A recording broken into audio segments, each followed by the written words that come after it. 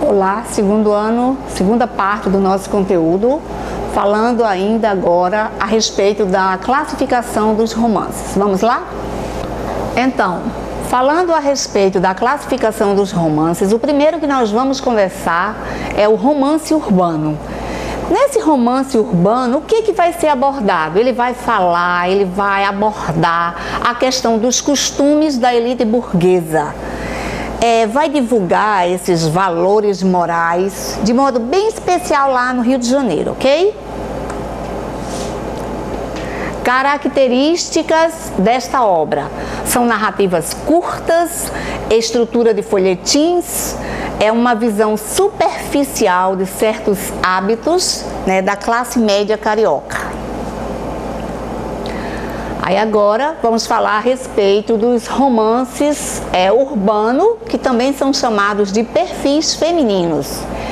Esses romances, eles também vão tratar da vida carioca, vai apresentarmos os dramas morais, vão mostrar os vários tipos femininos, né, complicados, vai apresentar o amor, vai mostrar que o casamento ele é movido por interesse, vai mostrar a sociedade patriarcal e vai mostrar a importância do dinheiro que vai estar presente nessas obras. Quais são as obras que fazem parte do romance urbano ou os romances de perfil feminino? Nós vamos ter a obra Senhora, vamos ter a obra A Moreninha, vamos ter a obra Memórias de um Sargento de Milícia. Vamos particularizar essa obra aí chamada Senhora. Para falar dessa obra Senhora, o que é que nós devemos saber?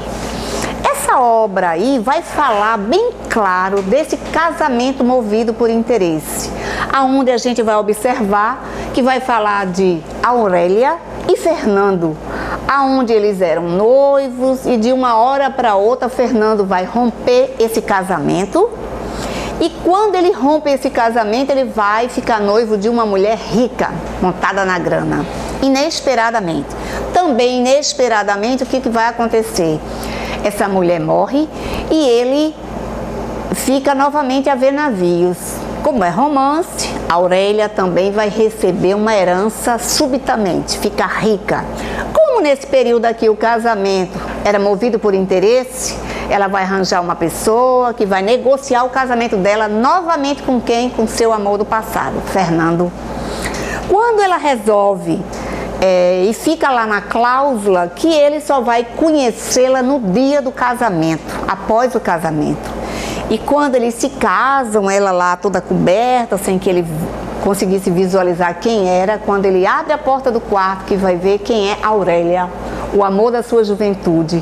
Quando ele a ver, ele fica feliz da vida, porque era o seu amor que ele tinha deixado por dinheiro, né? Aí ela olha para ele e diz: você, um homem vendido, e eu, a mulher que posso te comprar.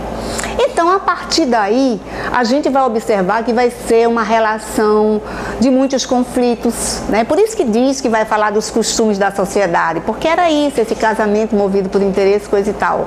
E a partir daí, o Fernando se compromete em trabalhar, arrecadar dinheiro para poder devolver a Aurélia, mas no final tudo dá certo, ok?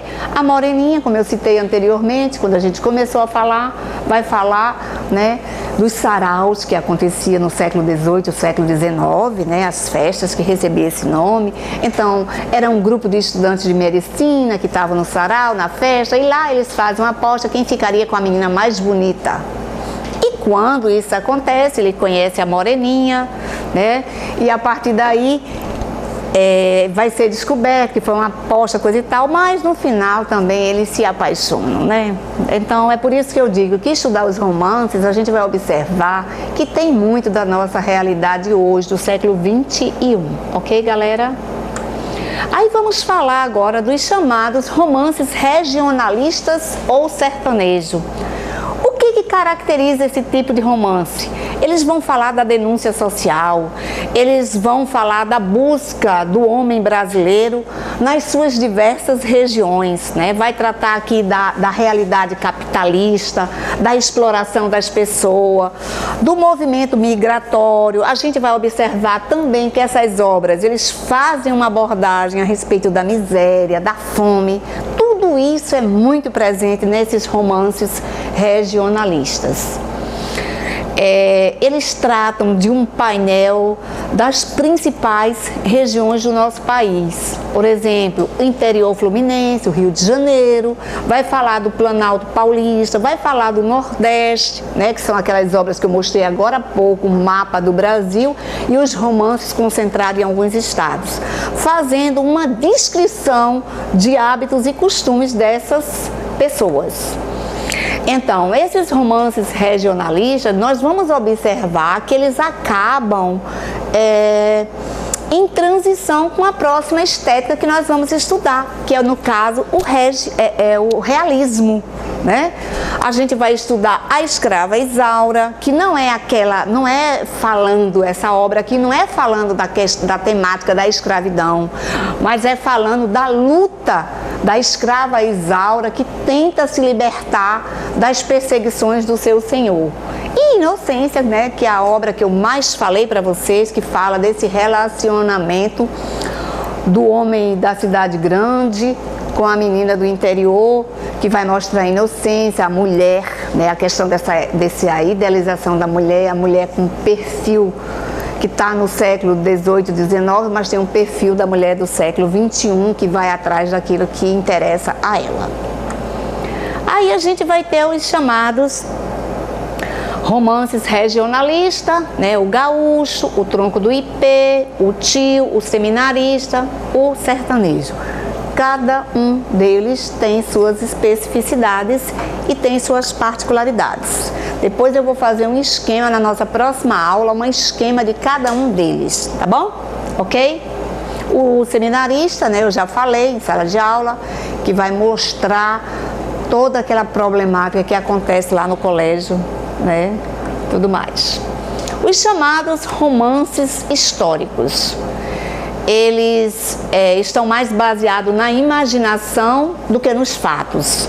Eles referem à conquista definitiva da terra brasileira e à ambição dos imigrantes e dos aventureiros interessados nas riquezas da nova terra, no caso, o nosso país. Então, esses romances históricos, eles estão voltados para o passado, numa reinterpretação nacionalista de fatos e personagens na nossa história. A gente vai observar isso na obra O Guarani e as Minas de Prata, beleza? Ainda falando dessa obra aí, a gente vai ter o Matuto e a Guerra dos Mascates. Aí a gente chega agora nos chamados romances indianistas.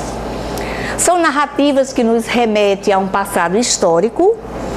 A gente vai observar aqui o processo de constituição do povo brasileiro, a escolha do índio como esse representante do povo, né, onde esse índio ele passa a ser um protagonista que apresenta as características dessa natureza brasileira.